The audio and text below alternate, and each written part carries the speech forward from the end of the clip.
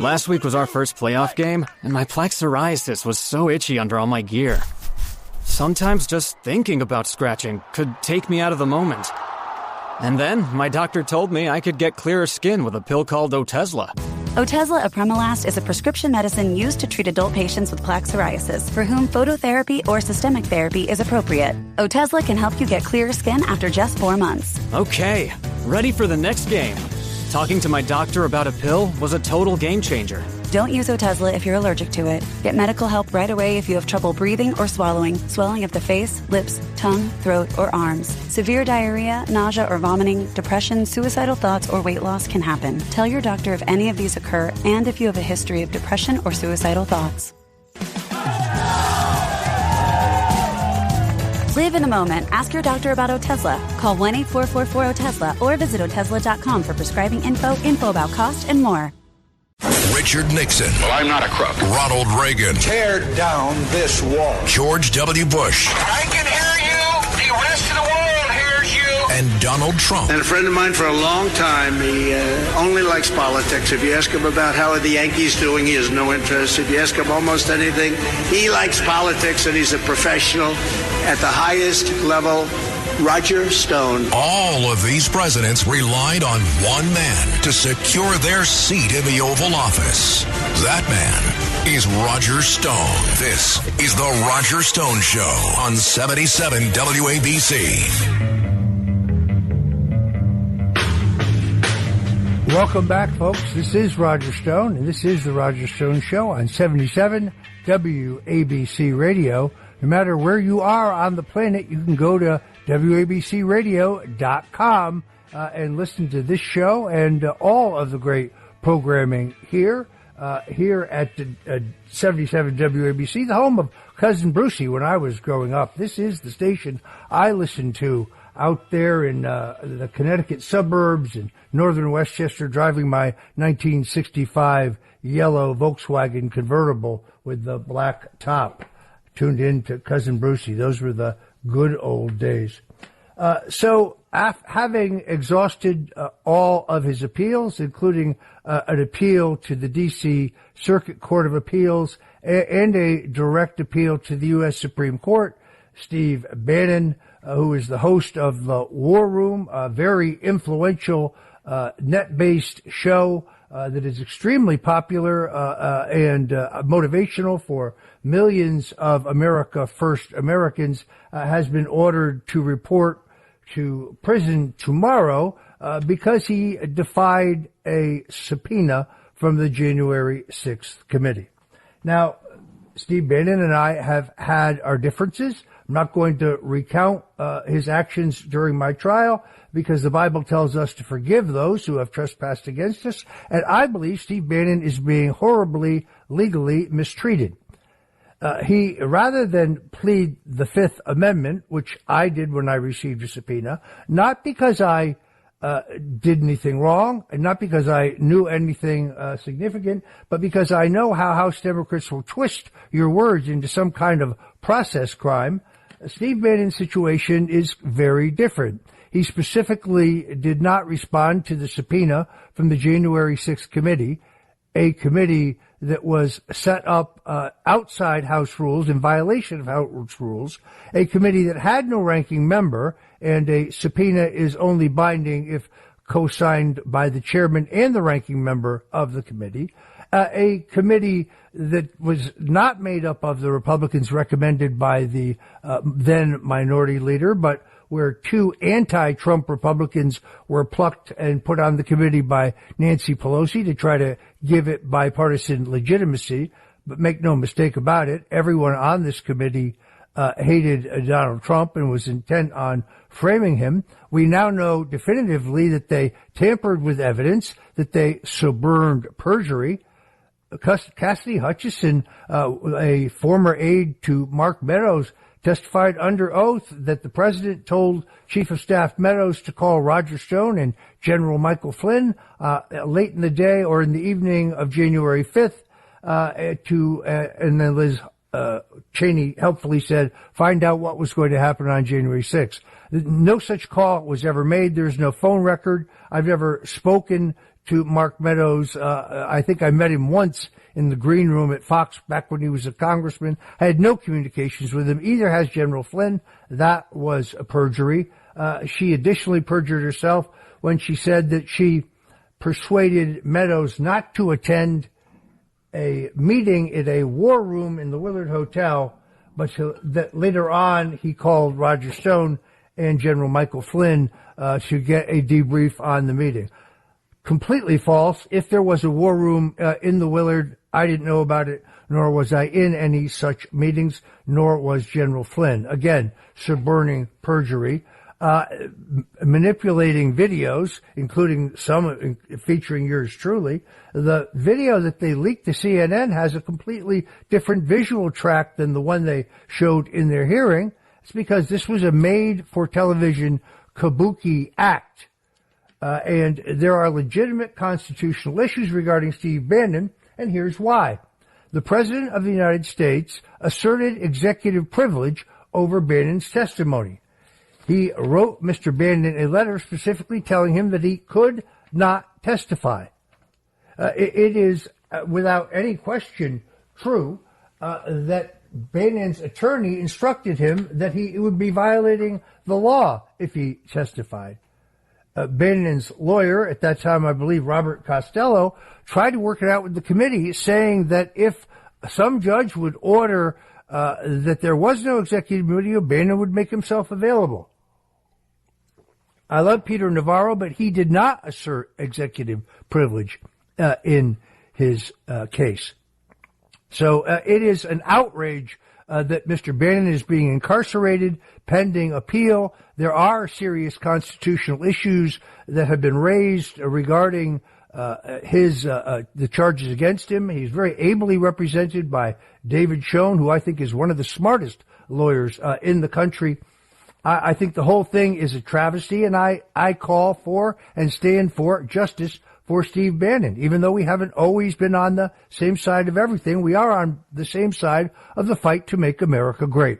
Joining me now is his co-host on The War Room. Natalie Winters joins us to talk about the outrageousness of this situation. Natalie, welcome to the Roger Stone Show. Thank you so much for having me, and that's such a wonderful synopsis. I feel like you don't even need me. Well, I had Congressman Burleson, Eric Burleson, on the show last weekend. He was excellent, by the way. He is an extraordinarily brave and courageous conservative, and I saw that he had sponsored legislation in the House that would have the effect of decertifying, as it were, the January 6th committee, which needs to be done. On the legal theory, I'm not an attorney, that would void the subpoenas to Steve and to Peter Navarro and to Mark Meadows and others. But what I really don't understand, and perhaps you do know more than I do, there is within the House an entity called the Bipartisan Legal Advisory Group, which speaks for the House in legal matters, speaks for them in court, and Matt Gaetz was among the first to say that this subpoena could be voided and Steve Bannon could avoid jail if the Bipartisan Legal Advisory Committee, which is now controlled by Speaker Johnson on a 3-2 vote, would simply say that the January 6th committee and its report was, as we now know, illegitimate. Is there any update on the Speaker's willingness to move this important matter? Well, I will reiterate what Steve has said, and he has always said if it took him in his case for the House to finally get their act together years into what is the 119th Congress to actually move on really nullifying the January 6th committee, then Steve is willing to take the arrows, willing to take the prison sentence. Why it took them so long to do this, just a few days before Steve's sentence was set to begin. I think for anyone who listens to your show, who listens to the War Room, I would say it's par for the course with a lot of the actions we've seen coming from House Republicans. There's just a lack of appetite to deliver real accountability against people who are destroying this country, who are intentionally weaponizing the federal government against, I would say, some of the most patriotic people in this country. In terms of where we stand on the Blagg appeal, obviously the Supreme Court did not grant the amicus brief that they filed kind of in conjunction with the BLAG voting 3-2 to in some ways decertify the January 6th committee, or at least put forth, again, additional evidence on top of the already mountains and piles of evidence that we have that this January 6th committee was, A, illegitimate from the get-go, but even if you put that aside, their conduct in terms of destroying and deleting documents, you would think that would be enough to have Steve, be able to stay out further on appeal. But unfortunately, Roger, it's something that you know all too well. This case and going after Steve has never been about playing by the book, has never been about the rule of law. If you look at how they have come after our show, much like yours, this legal case, this prison sentence is really just capping off years of full-blown warfare against War Room, whether it's the censorship, the deplatforming, taking us off YouTube, off Spotify. The New York Times labeled us the #1 spreader of misinformation. The Brookings Institute conducted extensive research trying to say that all the narratives we push are propaganda and are untrue. And they realized that despite their best efforts, all their old tactics that the establishment and regime media have always used to silence their loudest and most effective critics, yourself included, it didn't work because War Room kept growing. So their last-ditch effort was to throw Steve in jail, to silence him the best they could, forget a gag order. They want him in prison because they know they can't shut down War Room. So in terms of the intricacies on the legal side of the case, I don't really have any, concrete updates to provide you. Steve will be, reporting to prison tomorrow. But I don't think that it was ever really a question of law and jurisprudence to begin with. It was a question of how can they silence someone who is really effective, really poses an existential threat to the regime, to the powers that be. Yeah, this is all about silencing the voices of MAGNA. As you're well aware, roughly a week ago, a woman by the name of Lauren Windsor illegally recorded me at a Catholic event at Mar-a-Lago, where I said that Republicans should use every legal and technical tool to ensure that the next election is honest.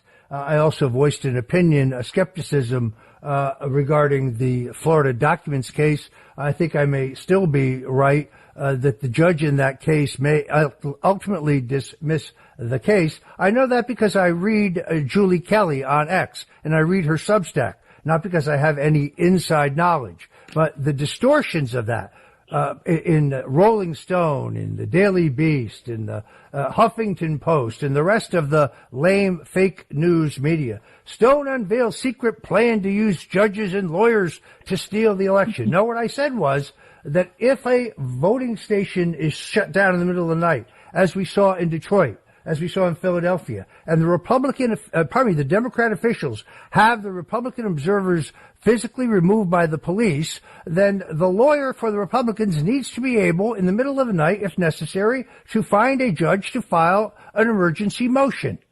There's nothing whatsoever unusual about that, but you wouldn't know it from the whining and the smear tactics of the fake news media. I actually got a letter from some guy at Vanity Fair who wanted to know whether my comments were illegal. No, my comments were 100% legal. Somebody just needs to go listen to and read the transcript. So it's part and parcel of the same smear. It is an effort to silence Steve Bannon in the run-up to this election. How coincidental that the 4-month sentence will take us right up to the election.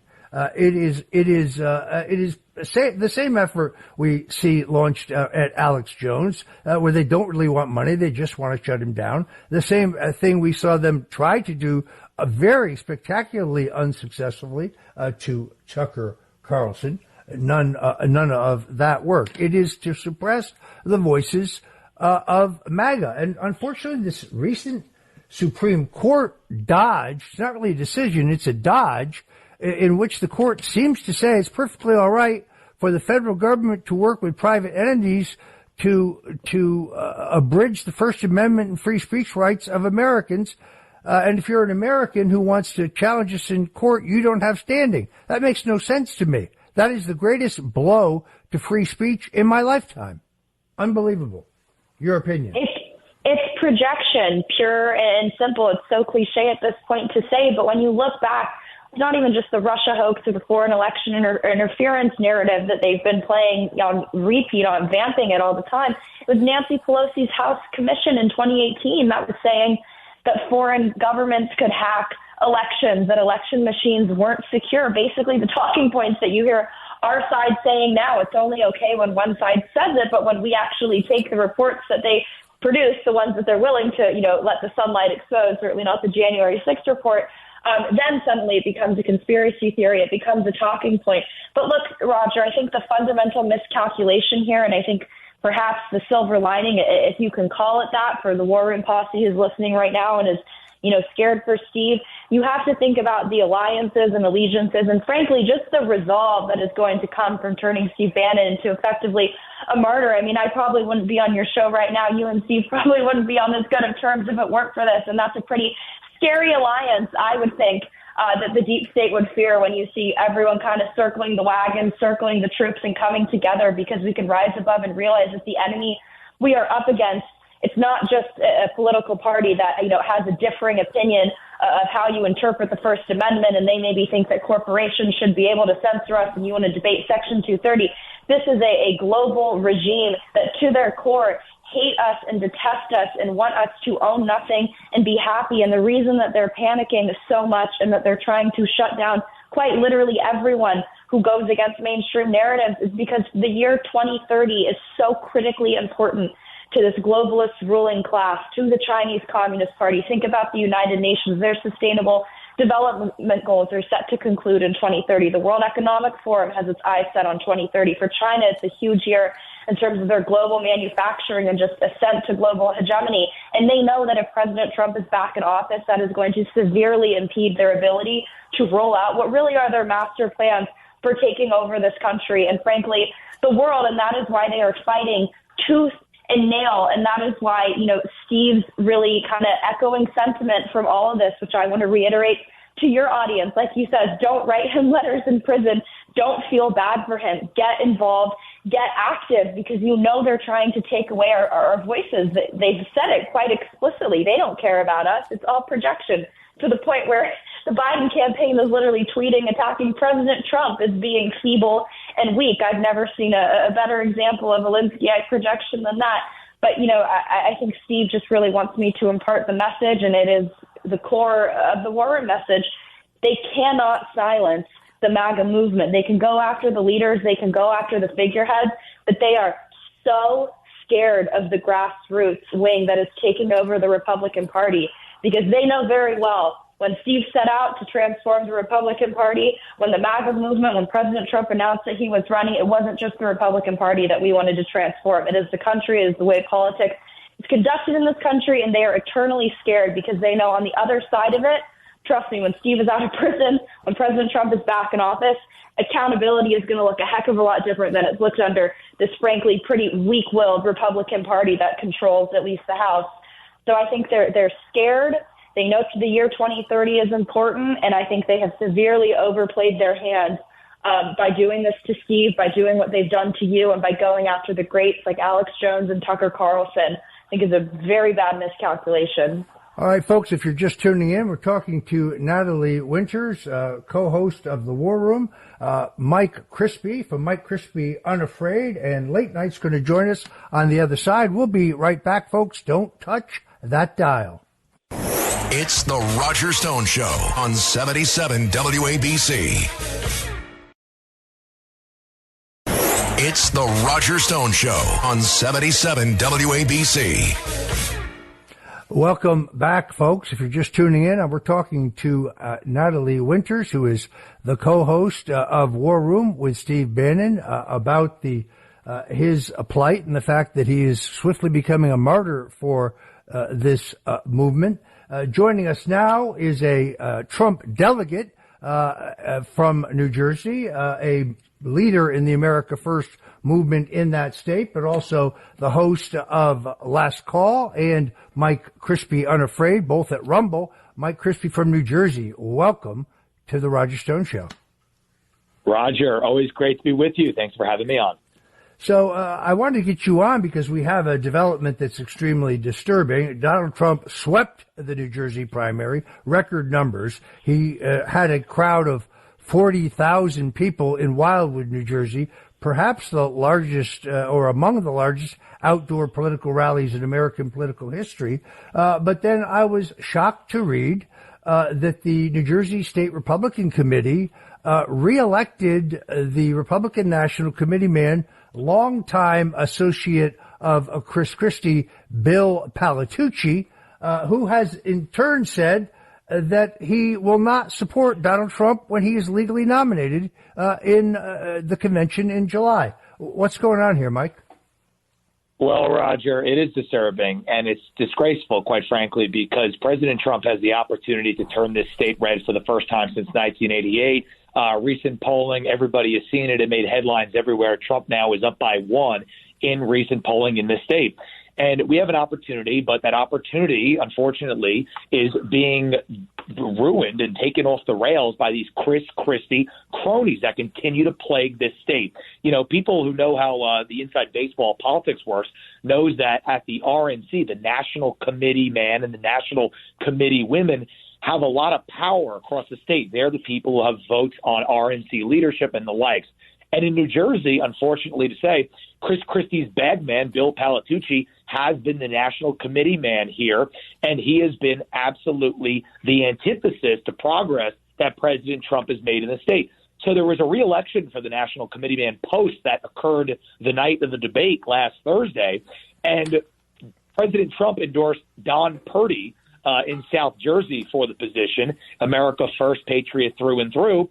Bill Palatucci was running for the position, and he looks like he was done. However, due to, quite frankly, election fraud, that's what it is, election interference by Crispi himself and some of his cronies and allies, the election of the national committee person was taken off the rails, and these insiders played this game. It was a secret ballot, and Crispi was doing things that I think, quite frankly, are illegal, offering or looking to help people get judgeships, offering legal work, offering certain types of contracts, basically doing the backroom establishment BS that people are tired of. And in the end of the day, the vote was 22-20 across the state amongst the state committee, and Palatucci prevailed. Roger, it is so disgraceful because the public in this state, the grassroots, want President Trump. They wanted Trump's pick, Don Purdy, but the Crispi bagman got back in there. And Roger, as you said, he's not even going to support President Trump at the convention. So what are we doing here? Very good point. I have written extensively that as a U.S. attorney, Crispi essentially bribed a prosecutor with an extremely lucrative conservatorship to give his own brother, Crispi's brother, a pass on an insider trading case in which everyone else involved in the case went to jail. So much for Crispi's Mr. Clean image. I understand he was personally buttonholing the members of the state committee, making, I think, if what you say is accurate, improper and illegal efforts to elect a man who will not stand up for President Trump. Natalie, your thoughts on this?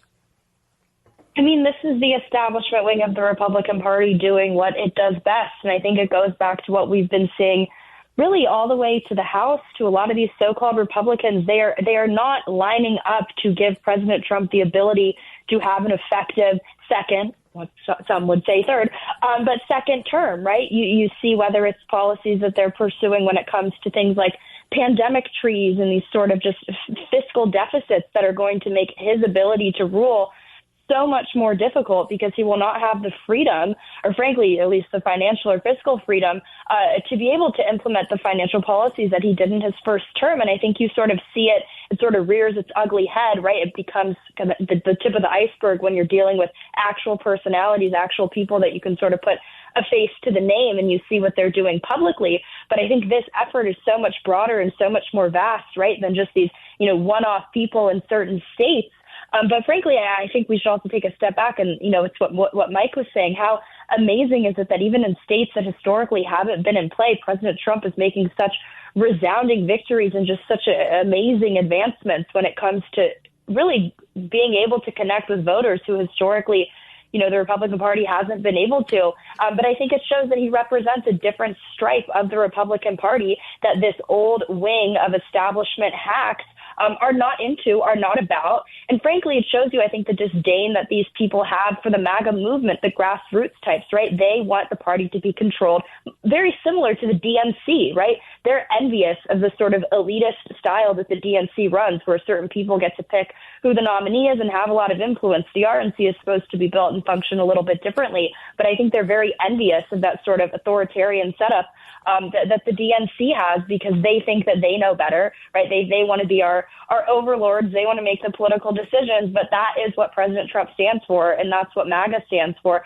not letting these, establishment Republican hacks get to decide. So shout out and kudos to Mike Crispi. I know you've been leading the charge in New Jersey and everything you guys have been doing there.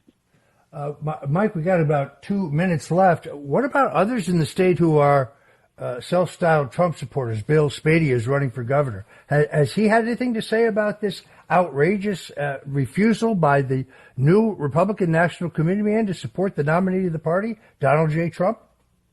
Well, I got to tell you, Roger, we know one thing that is so important in this party, especially with President Trump's agenda, and that is loyalty. Okay, loyalty is what keeps things together. And it's crazy because the number one man who was helping Bill Palatucci was a man named George Gilmore. George Gilmore was pardoned by President Trump. He would have had a life sentence, pardoned him on his last day in office. And since that time, he's gone on to oppose President Trump's U.S. Senate candidate, Christine Serrano-Glasner. And then he was making calls, Roger, for Bill Palatucci. I'm told, I have it on good information, he was making calls and doing a lot of this strong-arming. Now, here's the thing here. There are candidates running for governor, and I think every candidate needs to condemn and disavow Chris Christie, Bill Palatucci, and this behavior from George Gilmore. Bill Spadia is our MAGA guy in the race right now. And Bill Spadia, just in all honesty here, transparency, he has George Gilmore as one of his consultants. Now, he hired him before this Senate thing and the National Committee thing started, but he's on his payroll as his consultant. So Bill Spadia should be leading the charge in condemning and disavowing the Christie, Palatucci, and Gilmore. These people, a lot of them owe their careers and their success and their fundraising to President Trump's success. They need to act like it, and it's the only way we're going to win this state in November. They need to be focused on helping President Trump, not their own ulterior objectives. So I think that Bill Spadia, quite frankly, should be on the forefront of that, and everybody else should be too, because we got a chance to win the state, and then we have a governor race next year. The winner of that primary is going to pick the leader of the party, the new NJGOP. It needs to be a MAGA person, Roger. Enough of the rhino games in this state of New Jersey that should be a red state. I'm afraid we're out of time here, folks. I want to thank my guest, Natalie Winters, who is the co-host of The War Room with Steve Bannon, and our prayers for Steve in the days ahead, and also Mike Crispi, a Trump delegate and leader of the America First movement, that wing of the Republican Party in the Garden State. Thank you both so much for joining us. Folks, don't go away. This is The Roger Stone Show, and we'll be right back.